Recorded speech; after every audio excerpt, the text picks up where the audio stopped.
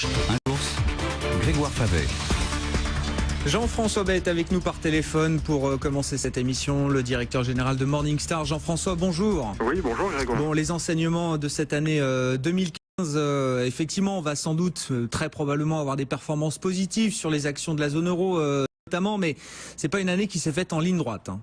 Oui, tout à fait. Je pense qu'on est dans une période, les volumes sont réduits, beaucoup d'intervenants sont en vacances, donc on en profite pour faire le bilan sur les marchés. On a fait ça ensemble la semaine dernière, et sur les gérants, voir un petit peu quels sont ceux qui ont tiré leur épingle du jeu dans un contexte difficile et préparer les arbitrages pour 2016.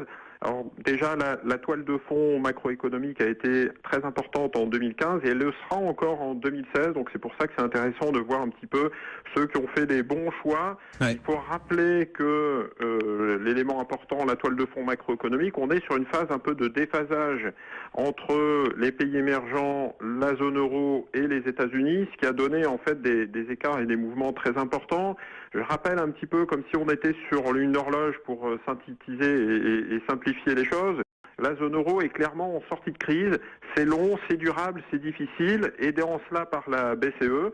Donc on voit la sortie du tunnel, mais c'est quand même très très difficile et la croissance peine en fait à augmenter. Mais globalement, vous êtes plutôt à 2 heures sur une horloge. Donc on est au début de cette sortie de crise qui prend du temps. Les États-Unis, eux, sont plutôt à 6 heures sur l'horloge, c'est-à-dire qu'on est dans une phase, un cycle de croissance qui est déjà bien entamé. La consommation, le marché de l'immobilier, la valorisation des marchés actions, tout ça aidé en cela par la Fed, donne en fait une banque centrale qui veut absolument éviter la surchauffe sur ces différents marchés, le crédit, l'immobilier, les marchés actions, et qui donc va rentrer dans une phase un petit peu de ralentissement. Donc on est clairement moins favorable en fait au marché. Et de l'autre côté, on a des pays émergents qui sont rentrés pour le coup dans une période de récession. On est passé par une période d'âge d'or pendant 10 ans de bulles soutenues par les marchés et par les matières premières. Le changement de politique, le changement sur les devises, sur les matières premières, fait en fait pénalise fortement ces pays émergents qui sont pour le coup là plutôt sur 10 heures en fait l'aiguille des 10 heures sur l'horloge. On est clairement rentré en récession. Bon, mais ça veut dire que cette toile de fond macro, parce qu'on sait parfois que les marchés et la macroéconomie, ça peut être des cycles un peu différents, mais c'est très clairement encore les différentes dynamiques macro, là, en fonction des zones géographiques que vous avez citées, qui vont continuer de guider les marchés en 2016, Jean-François.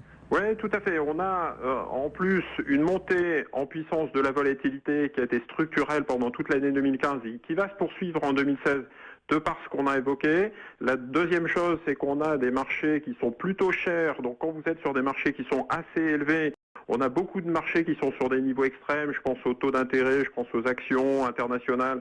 On est forcément en fait en phase de correction avec des corrections qui sont plus difficiles et avec des déphasages qui sont venus en fait inquiéter et perturber les marchés régulièrement sur 2015 et ça va encore se produire en 2016. C'est-à-dire que nous en zone euro, on se rend bien compte que la BCE est présente, mais quelque part, alors ça a été la crise en Grèce, c'était la crise chinoise, la politique de la Fed, sont venus rappeler en fait ces différents déphasages qui ont donné en fait des écarts et qui resteront vrais en 2016.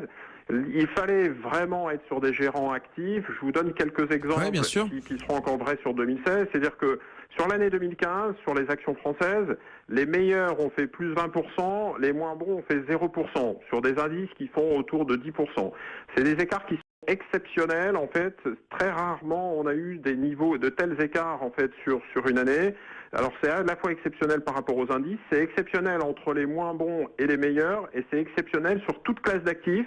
C'est-à-dire que c'est vrai sur les actions françaises, c'est vrai sur les actions internationales où on a aussi 20% d'écart entre les meilleurs et les moins bons. C'est vrai sur les high yield, c'est vrai sur les emprunts d'État. Enfin, pratiquement toutes les catégories ont connu ces écarts très importants. Qu'est-ce qui a fait la différence? Alors évidemment, après c'est cas par cas, hein, chaque fonds, chaque gérant, voilà, il faudrait regarder ça précisément. Mais est-ce qu'on trouve des généralités là qui arrivent à expliquer ces écarts au sein des différentes classes d'actifs et des différents segments que vous citez là? Alors globalement, si vous étiez plutôt sur les mid-cap, small-cap, si vous étiez plutôt sur les valeurs industrielles, vous en êtes mieux sorti. Si vous étiez plutôt sur les valeurs des secteurs énergie, utilities, ça a été plus difficile. Au niveau international, vu en fait le contexte macroéconomique, Si vous étiez plutôt sur la zone euro, vous en êtes mieux sorti. Si vous étiez plutôt sur les États-Unis et les marchés émergents et sur les secteurs aussi énergie cyclique, c'est forcément une année beaucoup plus difficile. Sur le high yield, vous étiez sur des cycliques, vous étiez sur l'énergie, ça a été très très difficile pour vous. Ces secteurs ont été massacrés, précisément massacrés sur le crédit. Inversement, si vous y étiez plutôt sur des secteurs défensifs, plutôt eurozone, vous en êtes mieux sorti. Sur les emprunts d'État, c'est exactement la même chose. Si vous avez été plutôt indiciel, cœur autour de l'Allemagne, vous avez vécu une année assez difficile.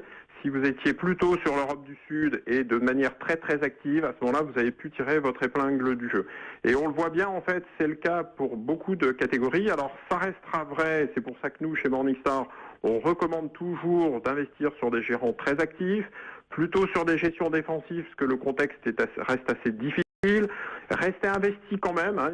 Ça va être très difficile de timer le marché puisqu'on voit bien, il y a eu 3 ou 4 grandes crises, 3 ou 4 grands mouvements pendant l'année 2015, donc c'était très très difficile pour les investisseurs de timer le marché. Donc nous on considère qu'il vaut mieux rester investi et déléguer en fait cette activité aux gérants. Ouais. Je vous donne un exemple, par exemple sur les actions européennes, nous on est bien un gérant comme Geste Renaissance Europe parce que c'est un gérant qui est typiquement défensif et qui, sur des valeurs de croissance un peu rendement, s'en sort plutôt bien. Et donc, c'est typiquement le genre de thématique qu'on aime bien. Alors, pourquoi on se méfie du début 2016 et qu'on ne veut pas s'exposer trop sur des cycliques et une recovery euro?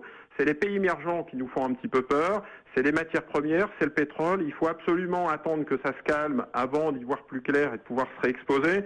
Je vous donnerai un exemple. En Brésil, après une décennie d'âge d'or sur les matières premières et de manière économique, on a un PIB 2015 qui va ralentir de 4%.